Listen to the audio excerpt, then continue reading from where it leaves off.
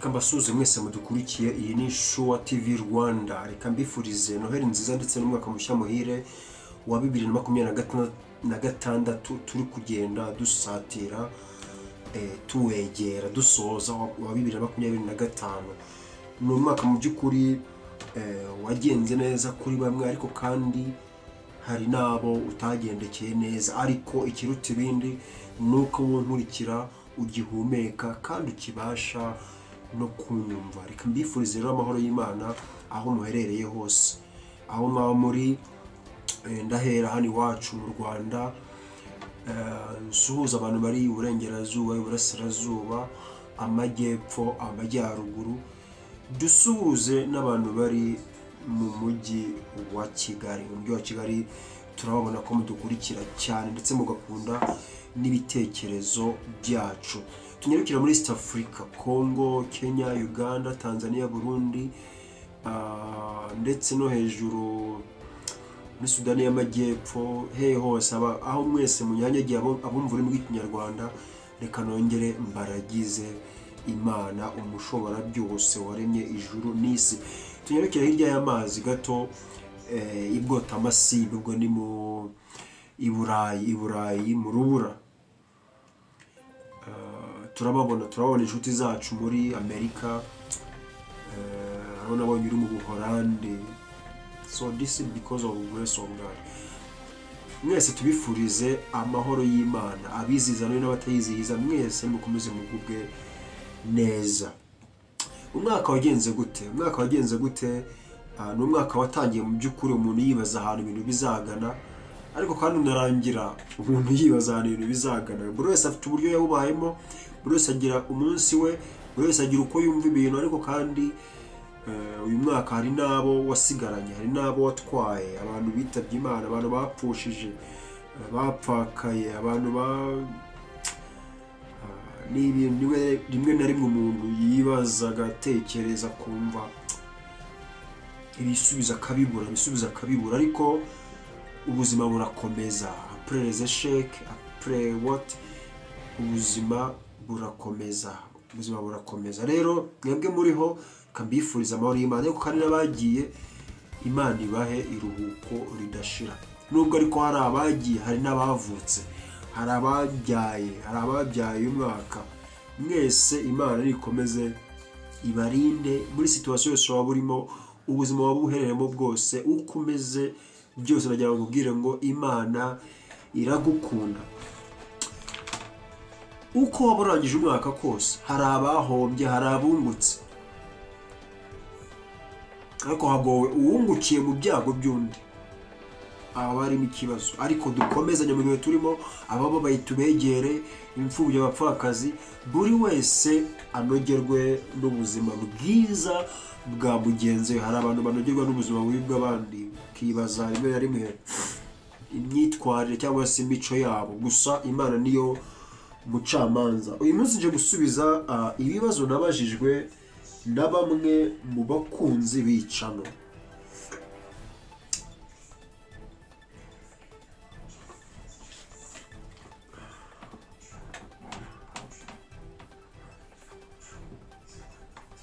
Ikibazo cya mbere nabajijwe ni: ese ni iki ukunda gukurikira ku mbuga nkoranyambaga? Ese ko tukubona kuri YouTube, wowe mu by'ukuri ukunda iki? Ni icyo ureba kuri social media? Ni ibijyanye n'ibiki?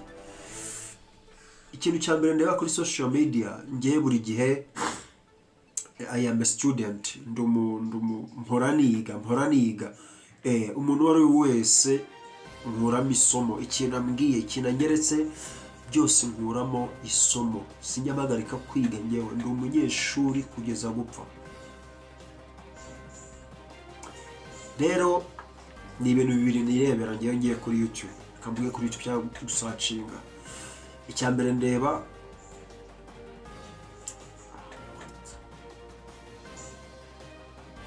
so I deal with only two. Icya mbere ni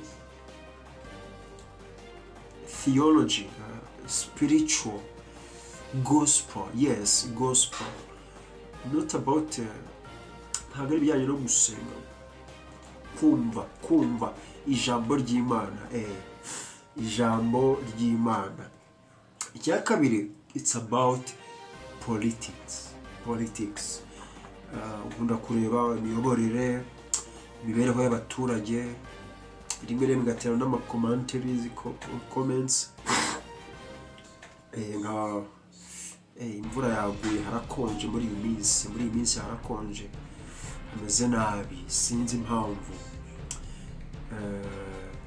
Politike rero nyibandaho cyane, ndayireba, nubwo nyireba wenda singira icyo ntangaza, ariko ndabikurikira cyane iyo mu karere k'ibiyaga bigari, yo muri African politics ndayikurikira birenze.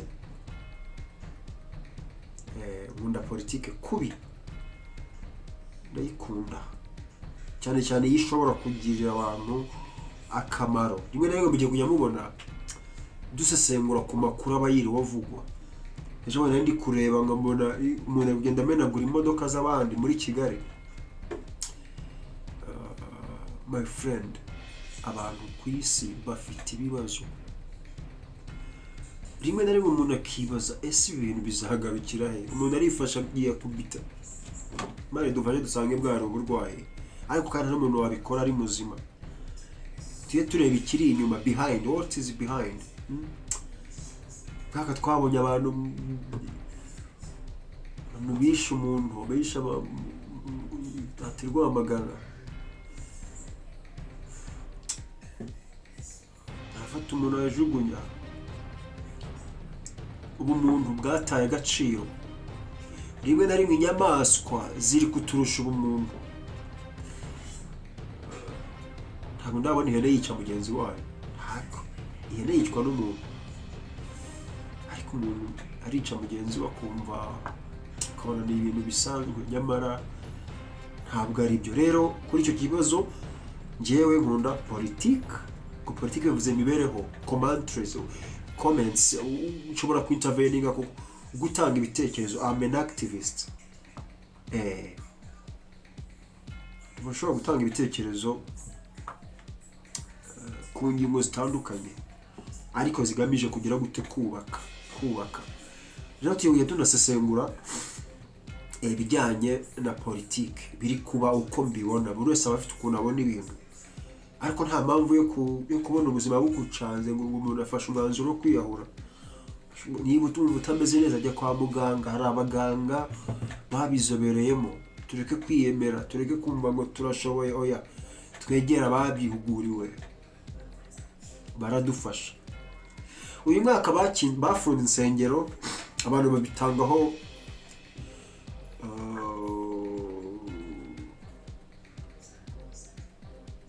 ibitekerezo bitandukanye. Ngewe na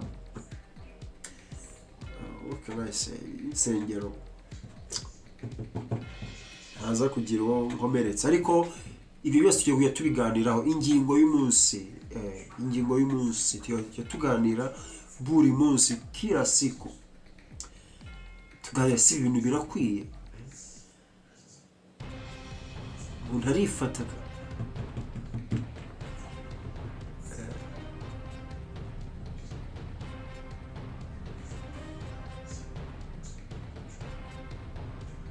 buriya hari ibintu abantu batazi.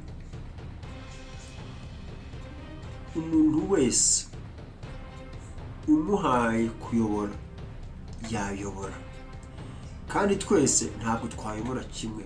Impossible.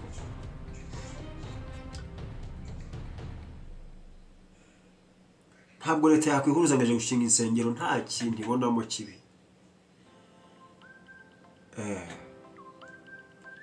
Rero twige kugira gute ubuyobozi bwacu tubugirire icyizere, ariko kandi tunabasabira. Ntabwo kubarwanya ari wo muti. Tubasabire, tubasengere, ndetse bemera tubasengere. Roho Mutagatifu akomeza abayobore mu byemezo bafata. Cyo nkundira mu kiliziya buri ku cyumweru basabira abayobozi b'igihugu.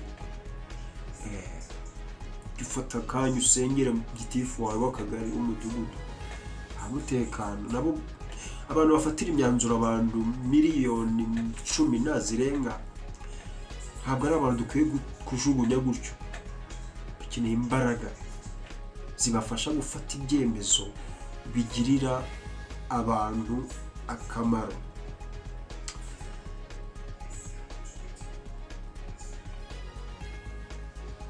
Icyo kibazo numva nanjye gusubije rero ngiye nkurikira politike na religion.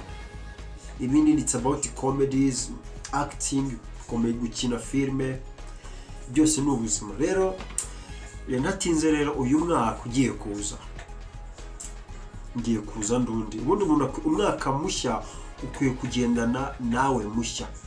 Niba wibaga ukabireka, niba wazambanaga,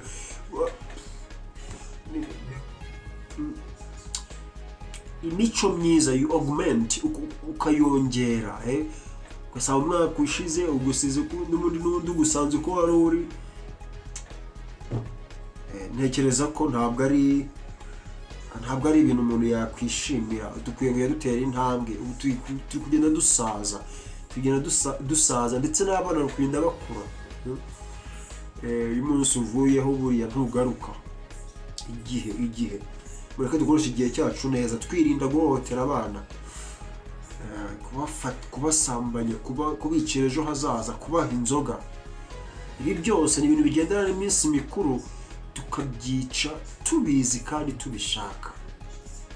Bavandimwe, ngewe ntabwo rwose it is zero tolerance ku muntu wese wica ejo hazaza hundi.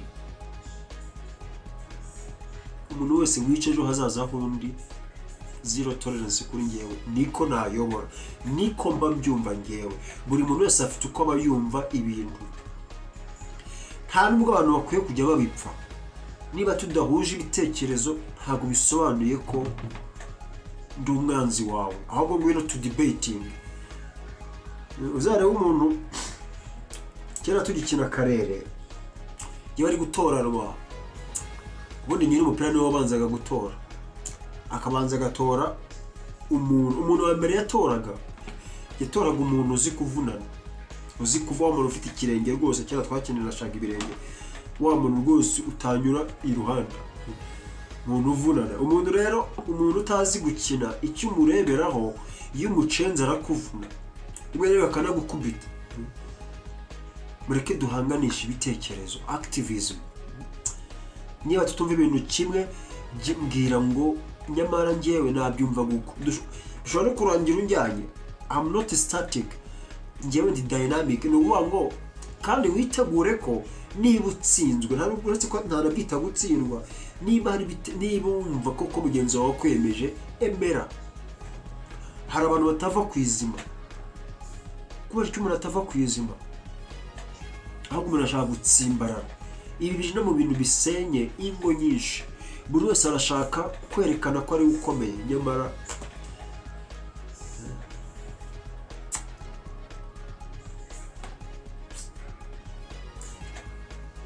kimwe mu bintu bizakwereka ko ukomeye ni uko uziyoroshya. Cyerekana umuntu ko akomeye ni uko yiyoroshya. Icyerekana umuntu ko yoroshye, icyerekana umuntu ko yoroshye, kizakwereka umuntu woroshye ni umuntu wikomeza. My friend, umuntu wiyoroshya ni uba ukomeye. Umuntu woroshye rero arikomeza. Bavandimwe, nta muntu kamara kuri iyi si. Whoever you are, uriwe, ubaha mugenzi wawe, cyane cyane bari abandi wita ko bari munsi yawe, abandi uyoboye cyangwa se urusha. Abantu kenshi biratana ubutunzi, amafaranga. So rero ibyo ni ibyari biciyeho, ariko tugiye kugiza dusesengura none twinjire mu ngingo. Ahubwo no muri commentaire mujye mumbwira ati uzatubwire kuri iki kintu, ibi bintu ndabyumva gutya. Nuko abantu bakwiye kujya baganira, bagasangira ibitekerezo. Bagasangira ibitekerezo. Ntabwo nakwirengagiza mu burasirazuba bwa Kongo intambara, ibibazo bya politike bihari. Ibyo byose rero tutibagiye no mu Rwanda birahari, i Burundi. Nta gihugu kitagira ibibazo bya politike. nkorere. Ubona ko mu Rwanda ubona ko umuntu ajya kwaka serivisi rwose bakayimuha. Kubera iki sinzi, ariko ubona ko leadership yo mu Rwanda rwose very good, leadership nziza cyane rwose. Nanjye nimba numva nakapurayinga at my home cyangwa se n'itsinda nayobora, accountability, ibyo urabazwa inshingano. Abantu benshi rero batinya kubazwa inshingano. Rimwe na rimwe iyo unavuze ngo iyo ushatse kugira ubaza inshingano agufata nk'umwanzi. Niba gusabye icyo ngombwa iby'amategeko nyemerera urabinyemerera iki? Ibyo rero iyo ubibwiye umukoresha wawe rimwe na rimwe agira ngo uri kumurwanya. Ku barimu rero hari abayobozi b'ibigo bakoresheje ikizami biba ngombwa ko batagitsinda barabasezerera.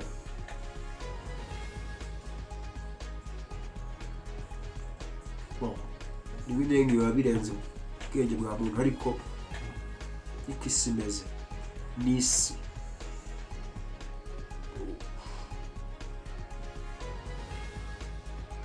nta muntu ugena uko abaho. Ikindi cya kabiri, umuntu abaho rimwe. Umuntu abaho rimwe gusa, nta muntu ubaho kabiri. Yapfuye biba birangiye. Uwabayeho kandi yarapfuye n'umwe, ni Yesu. Ku bakristo babyemera rero uko uzamera ni Imana ibizi. Reba ko nta ruhare ubigiramo, witwara nabi, usuzugura, urenga ku mategeko, urya ruswa n'ibiki, maze urebe ukuntu Imana ikugirira neza. Reka mbashimire mwese mwakomeje kudukurikira, nabifuriza Noheli nziza ndetse n'umwaka mushya muhire. Muzagire amahirwe menshi muri uyu mwaka utangiye, kandi amahoro menshi azasakara mu mitima yanyu.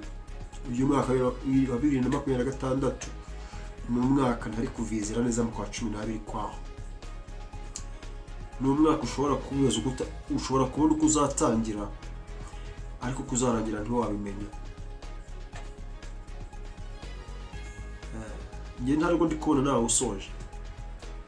Hari impamvu nyinshi nshobora kukwereka. Reka duhure ejo mu kindi kiganiro mbikwereka neza. Gira amahoro y'Imana rero wowe warunkurikiye. Imana iguhe umugisha kandi kweza ikurinde wowe n'abawe wose.